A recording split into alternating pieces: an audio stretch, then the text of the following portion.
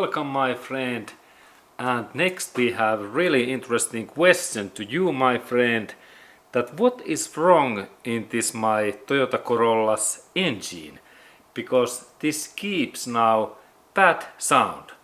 And this is really question to you, and in later when I have take this engine away, I will tell that what is wrong in this my 1.8 liter Toyota Corolla's engine.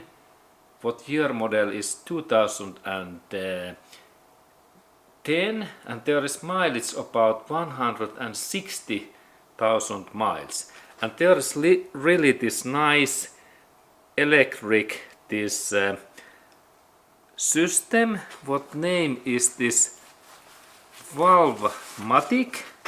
And now when I take this cover away, we can see that there is this electric camshaft, this system what lift downs these valves.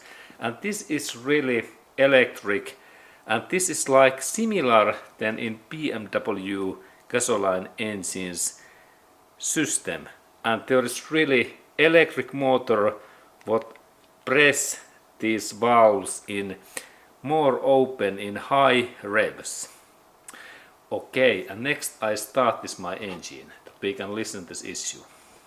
And now I go to start my engine, that we can listen this bad sound.